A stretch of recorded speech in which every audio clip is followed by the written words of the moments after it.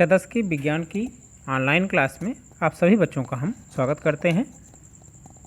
हम कक्षा 10 के विज्ञान के पाठ्यक्रम में तीसरा अध्याय पढ़ रहे हैं जिसका नाम है धातु एवं अधातु। अभी तक धातुएं क्या होती हैं, अधातुएं क्या होती हैं, उनके रासायनिक गुण क्या होते हैं, इसके बारे में हम पढ़ चुके हैं। आज हम यह देखेंगे कि जो धातुएं यह प्राप्त करते हैं हम उनमें किन विधियों का उपयोग करते हैं या किन प्रक्रियाओं के तहत हम धातुओं को प्राप्त करते हैं। सबसे महत्वपूर्ण चीज़ कि धातुओं को प्राप्त करने से पहले कुछ शब्दावलियां हैं जिन्हें जानना ज़रूरी है कि कहाँ से यह धातुएं मिलती हैं। हम खनिज के बारे में सुने होंगे।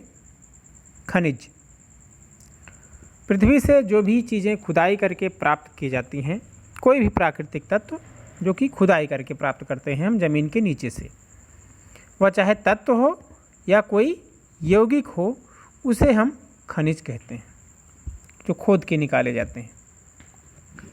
दूसरी बात अयस्क। अयस्क क्या होते हैं? ऐसे खनिज पदार्थ जिनमें धातुओं की मात्रा बहुत अधिक होती है।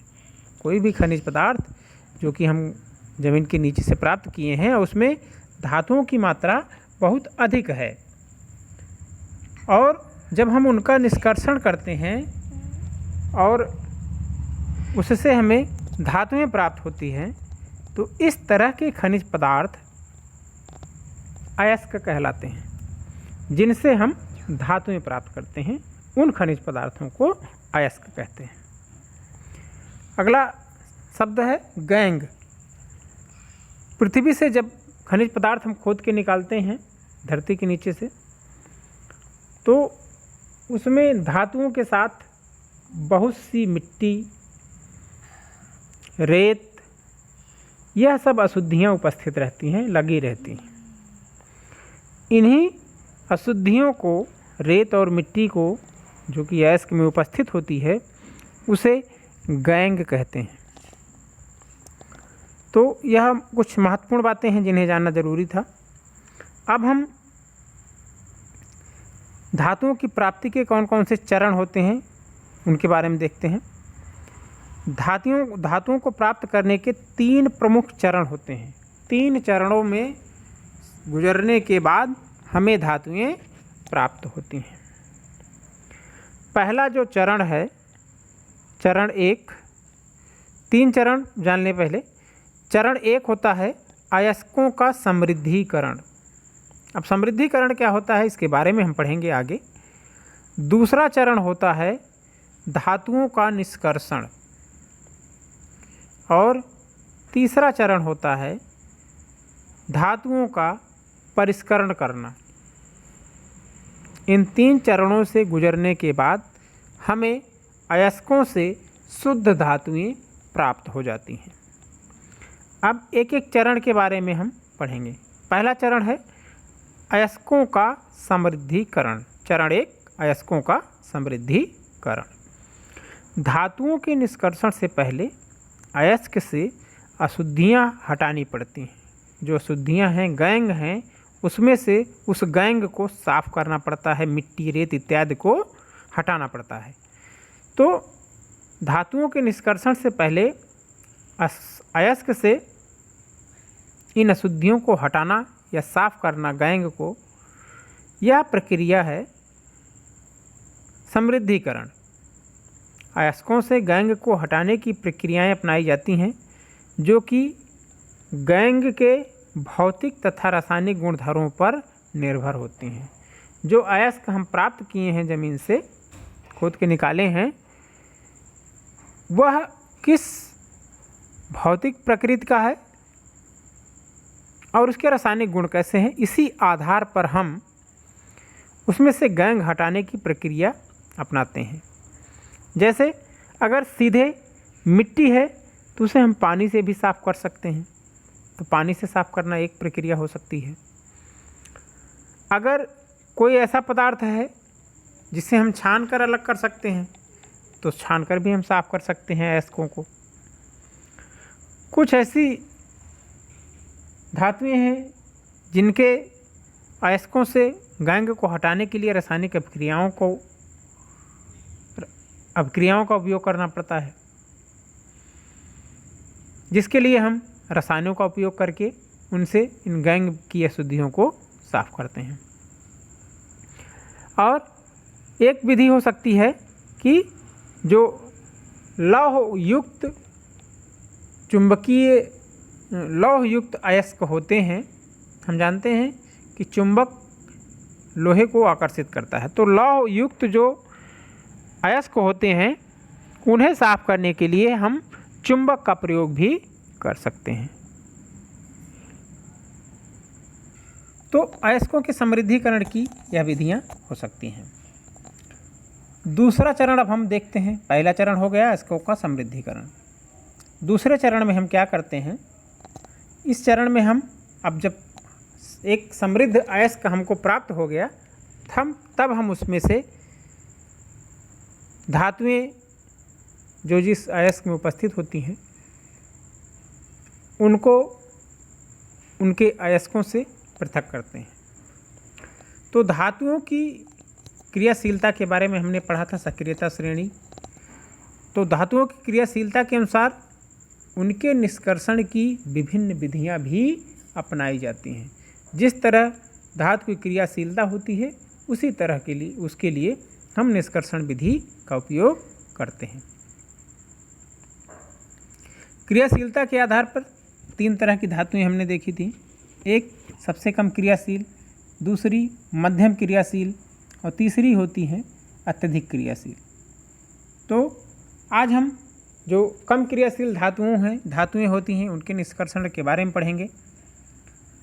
कम क्रियाशील धातुओं का निष्कर्षण कैसे किया जाता है।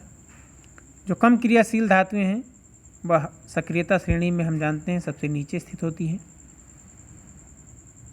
इसलिए दूसरे तत्वों के साथ कम क्रियाएं करते हैं। इन धातुओं के जो ऑक्साइड होते हैं उन्हें केवल गर्म करने से ही हम धातु को प्राप्त कर सकते हैं। इसका उदाहरण है जैसे जो सिनेबार होता है या सिनाबार होता है, जिसका रासायनिक सूत्र होता है HgS। यह मरकरी या पारे का अयस्क होता है। मरकरी या पारा एक कम क्रियाशील धातु है, सक्रियता श्रेणी में नीचे स्थित धातु है। तो सिनाबार HgS मरकरी का अयस्क है। अगर इसको हम खुली वायु में जब गर्म करते हैं तो क्या होता है कि पहले जो मरकरी सल्फर के साथ जुड़ा हुआ है सिनाबार के रूप में है, वह पहले मर्क्यूरिक ऑक्साइड HgO के रूप में पहले परिवर्तित होता है जब खुली वायु में गर्म किया जाता है। और जब और अधिक गर्म करते हैं तो यह जो मर्क्यूरिक ऑक्साइड है वह मरकरी या पारे के रूप में अपचयित हो जाता है। रासायनिक हम समीकरण देख सकते हैं। 2HgS ठोस अवस्था में होता है, जो कि जब खुली वायु में गर्म किया जाता है, इसका हम तापन करते हैं तो यह 2HgO में परिवर्तित हो जाता है मर्क्यूरिक ऑक्साइड के रूप में, और सल्फर डाइऑक्साइड गैस के रूप में मुक्त हो जाती है। अब फिर इस HgO को जब हम गर्म करते हैं यहाँ पर, तो क्या होता है कि जो Hg है यह लिखा है आगे लिक्विड के रूप में यह प्राप्त होने वाली धातु होती है। जानते हैं हम कि पारा एकमात्र ऐसी धातु है जो कि द्रव अवस्था में पाई जाती है। तो HgO से Hg या पारा वह अलग हो जाता है और ऑक्सीजन गैस मुक्त हो जाती है।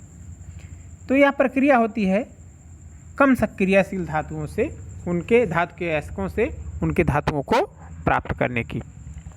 इसी प्रकार जो प्राकृतिक रूप से कॉपर सल्फाइड होता है, सल्फर के रूप में ऑक्साइड होता है, कॉपर सल्फाइड Cu2S के रूप में उपलब्ध होता है।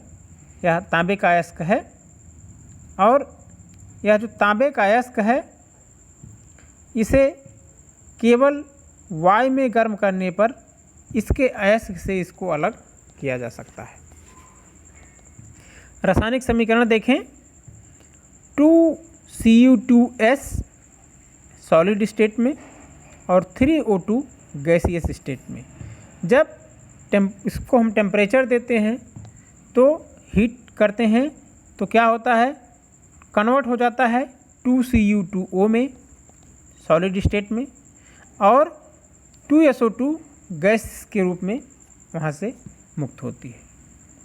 फिर जब हम इसे और अधिक गर्म करते हैं 2CuO को, और इसके साथ यह भी मिला होता है, और अधिक गर्म करते जाते हैं तो 6Cu अर्थात Cu मतलब कापर, वह अलग हो जाता है और सल्फर डाइऑक्साइड गैस मुक्त हो जाती है। तो यह जो कम क्रियाशील धातुएं हैं उनको हम सीधे सीधे गर्म करके उनके अयस्कों से हम शुद्ध धातु प्राप्त कर सकते हैं। तो यह था आज का लेसन, जिसमें हमने पढ़ा कि धातुओं की प्राप्ति के लिए कौन कौन से चरण अपनाए जाते हैं।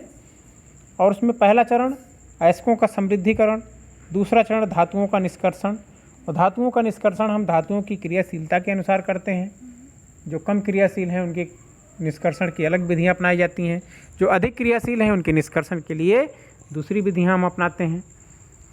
तो आज पहली तरह की जो धातुएं हैं, जो कम क्रियाशील धातुएं हैं, उनके निष्कर्षण के बारे में हमने पढ़ा।